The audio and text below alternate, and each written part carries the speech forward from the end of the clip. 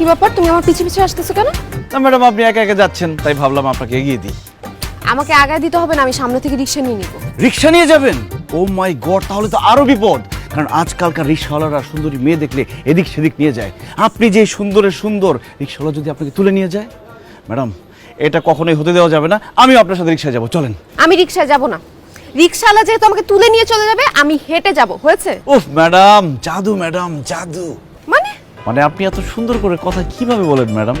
এত সুন্দর করে কথা বললে আপনার ছাত্ররা পরীক্ষায় পাসই করতে চাইবে না, শুধু আপনার কথা শুনতে চাইবে আর আপনার ক্লাস করতে চাইবে। কারণ পাস করলে তো অন্য ম্যাডামের কাছে চলে যেতে হবে, অন্য ক্লাসে চলে যেতে হবে। ম্যাডাম আপনি এত সুন্দর কেন বলেন তো? আল্লাহ আপনাকে কোন মাটি দিয়ে বানাইছে? তুমি তোমার ম্যাডামের সাথে ফ্লার্ট করতেছো, তোমার লজ্জা করে না? লজ্জা শরম কেমনে করবো? আর কি লজ্জা শরম আছে? এই বেটা, গার্লফ্রেন্ড পায়া বন্ধু বান্ধব সব ভুলে গেছস? বন্ধু বান্ধব ফালায়া গার্লফ্রেন্ড লয়ে রাস্তা দিয়ে ঘুরলেই হইব? আর ভাবি, আপনি শুধু বয়ফ্রেন্ড লয়ে ঘুরলেই হইব? বয়ফ্রেন্ডের যে বন্ধু আছে তাদের নিয়ে ঘুরতে হইব না?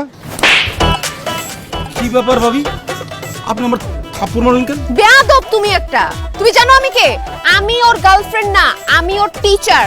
সরি ম্যাডাম, ও সবসময় মেয়েলে ঘুরে তো, এই জন্য ভাবছি আপনারা সে পড়ায় ফেলাইছে। মেয়ে নিয়ে ঘুরে মানে? এই ছেলে, তুমি না বলছো তুমি জীবনে প্রেম করো নাই, তাহলে মেয়ে নিয়ে ঘুরলা কখন? মেয়ে নিয়ে ঘুরতে ঠিক আছে, কিন্তু প্রেম করতে পারি না একটাও। আর যাদের সাথে ঘুরছি তারা আমার খালাতো বোন, মামাতো বোন, ফুফাতো বোন, চাচাতো বোন, এরা ছিল।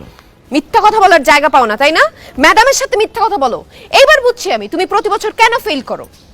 তুমি ভার্সিটি আসো, তোমার প্রেম করার মজা আমি বুঝাচ্ছি। এই শালা, আমি প্রেম করছি, মেয়েদের নিয়ে ঘুরছি, ম্যাডামের সামনে বলতে গেলি কেন?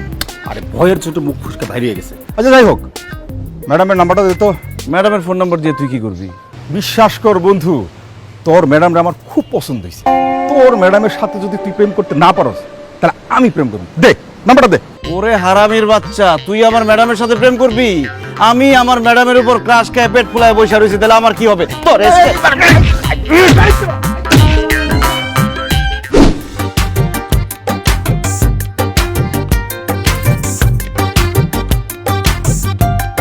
দোস্ত, দোস্ত, আমার বন্ধু যে সবার সামনে তো- হোয়াট? ও সরি, আমার ফ্রেন্ড যে আপনাকে আমার গার্লফ্রেন্ড বলছে, আপনি রাগ করেননি তো? জি না, আমি রাগ করি নাই, আমি আরো খুশি হয়েছি। আপনি খুশি হয়েছেন? আমি আর কত ভয় পেয়েছি। তাহলে আমার বন্ধুকে ফোন করে দিয়ে বলি যে তুই যেখানে পাবি ম্যাডামকে, সেখানে আমার গার্লফ্রেন্ড বলবি, ভাবি বলবি। হ্যাঁ, তুমি যে তোমার ফ্রেন্ডের সবকিছু আগে থেকে শিখে আনছো, সেটা আমি খুব ভালো মতো জানি। কিভাবে এই জানলে? বেয়াদব, তুমি এইখানে দাঁড়িয়ে ম্যাডামের সাথে কেন কথা বলছো? হ্যাঁ, যাও ক্লাসে যাও। জি স্যার, যাচ্ছি।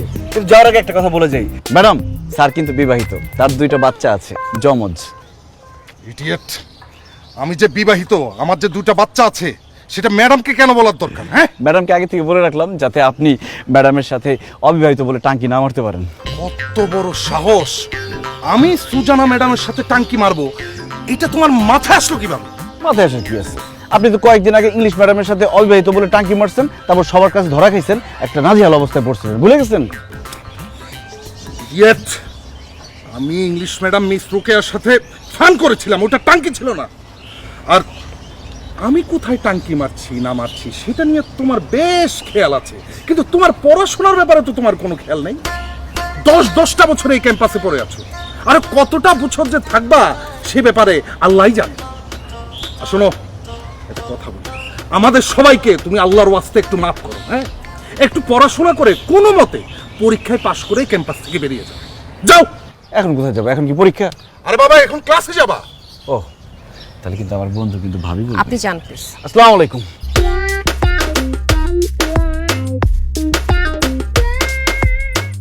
আসলে ছেলেটা একটু বেয়াদব টাইপের, বুঝেছেন?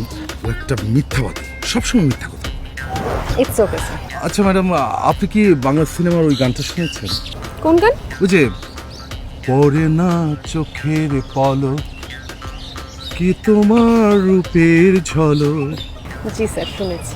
আমি শিওর গীতিকার আপনাকে উদ্দেশ্য করে এই গানটি লিখেছেন, কারণ আপনাকে দেখলেই আমার চোখের পলক পড়ে না আপনার রূপের ঝলকে। দোহাই লাগে, প্লিজ আপনি ক্যাম্পাসে বোরকা পরে আসবেন, তা না হলে আমি জ্ঞান হারাবো, আমি মরে যাব, আমাকে কেউ আর বাঁচাতে পারবে না। স্যার, আপনি একটু বেশি বেশি বলতেছেন। আমার আরো বেশি বলা উচিত ছিল, আমি খুবই কম বলেছি। আচ্ছা সুজানা ম্যাডাম, আপনি কি লাঞ্চ করেছেন? না স্যার, এখনো করা হয়নি। তাহলে চলুন আমরা দুজন একসাথে ক্যান্টিনে গিয়ে লাঞ্চ করি। আমি অবশ্য আজকে আপনার জন্য চেপা শুটকির ভর্তা এনেছি। Thank you so much for offering sir, but আমি খাবার বাসা থেকে নিয়ে এসেছি।